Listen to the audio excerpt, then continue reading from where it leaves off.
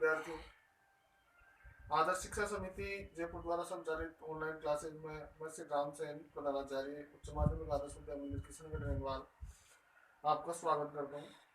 विद्यार्थी, मैं आपको हिंदी विषय का शिक्षण करवा रहा हूँ और हिंदी विषय में हम आज कक्षा 10 के पाठ्यक्रम में सम्मिलित पाठ 3 सेनापति का अध्ययन कर रहे हैं, जिसमें हमने इस पाठ के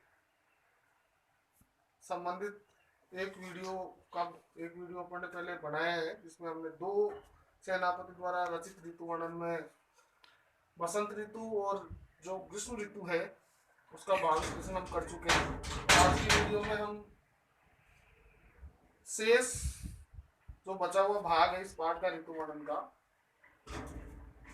वर्षा ऋतु और शीत ऋतु का भाग विश्लेषण करेंगे। कवि सेनापति ने इन पदों के माध्यम से हमें बताया है कि किस प्रकार वर्षा ऋतु और शीत ऋतु समाज पर, सामान्य जनजीवन पर, प्रकृति पर अपना प्रभाव डालती है। किसी प्रकृति का जड़ और चेतन किस प्रकार वर्षा ऋतु से और शीत ऋतु से प्रभावित होता है। आप सभी से निवेदन है मेरी ध्वनि पर ध्यान दें और इस भाव विश्लेषण को आत्मसात करने का प्रयास करें। पद क्रमांक 1, दामिनी दमक सुर चाप की चमक श्याम, घटा की झमक अति घोर घन घोरते, कोकिला कलापी कल पूजत है जित, सी करते शीतल समीर की जकोरते। सेनापति आवन कयो है मन भावन सु, लाग्यो तर सावन विरह जुर जोरते, आयो सकी सावन मदन सर सावन, लाग्यो है बरसावन सलिल चमू। अब हम पंक्ति से इस पद का भाव विश्लेषण कर रहे हैं।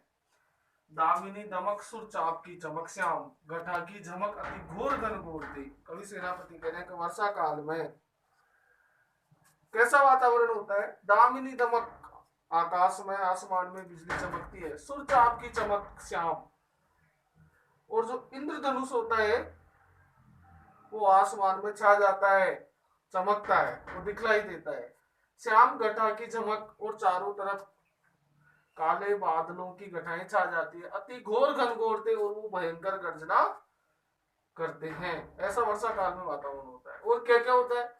कोकिला कलापी कल कूजत है जित, कोयल, मोर, पपीहे जहां तहां वर्षा काल में, वर्षा ऋतु में अपनी मधुर ध्वनि निकालते रहते हैं, अपनी मधुर ध्वनि से बोलते रहते हैं। सी करते शीतल समीर की जकोरते, और वर्षा काल में रिमझिम जो बरसात होती है तो उससे जो शीतल जल की बूंदे हैं वायु के साथ चारों ओर से बरसती है। बड़ा आनंददायक, मनभावन, मनोहारी वातावरण वर्षा काल में होता है।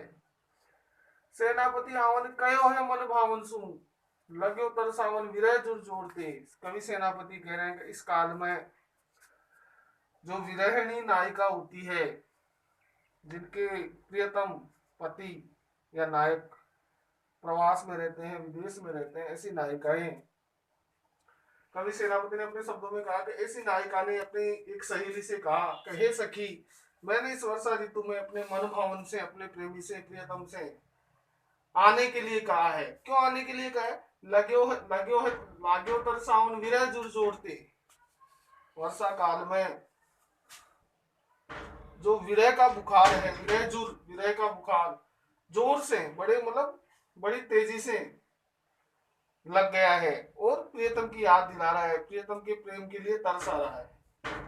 आयो सखी सावन मदन सर सावन, हे सखी जैसे ये सावन का महीना आया, मदन सर सावन, कामदेव ने अपने बाण चलाने शुरू कर दिए, कामदेव ने अपनी ताड़ना देनी शुरू कर दी। लगे है बरसावन सलिल चहु ओरते।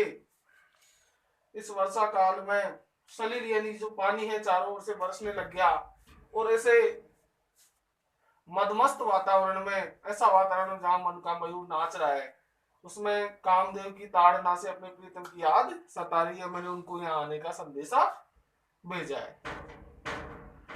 पद संख्या 2, ये कवि सेनापति ने शीत ऋतु का वर्णन किया है कि शीत को प्रबल सेनापति कोपी चढ़्यो दल निबल अनल गयो सूर सिय राय के।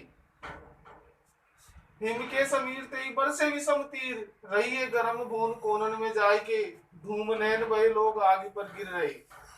ये सो लगाए रहे नेक सो लगाए के मानो भीत जानी महासीत ते पसारी पानी छतिया की चाह राख्यो पाउक सिपाही के।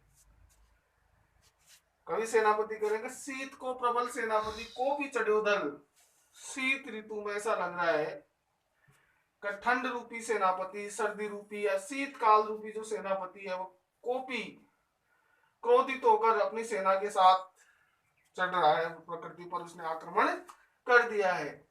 और उसके आक्रमण से किन की क्या स्थिति हुई वो भी कवि सेनापति ने कहा। निबल अनल, जो अनल है, अनल का मतलब जो गर्मी है, धूप है, आग है, अग्नि है, ताप है, वो निर्बल हो गया उसके सामने, शीत रूपी सेनापति के सामने। गयो सूर सिय राय के, और ऐसा लग रहा है मानो सूर्य भी उसके सामने ठंडा हो गया, सूर्य के तेज का असर भी फीका हो गया।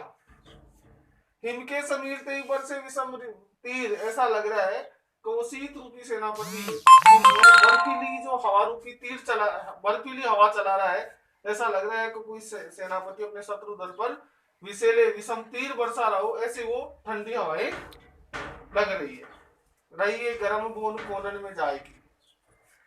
और उस ठंडी हवा रूपी तीर से बचने के लिए, उस बर्फीली हवा के बचाव के लिए जो आम जनता है, लोग है, जनमानस है, वो गर्मी प्राप्त करने के लिए अपने भवनों में, अपने मकानों में, अपने आवासों में कोनों में दुबके हुए हैं।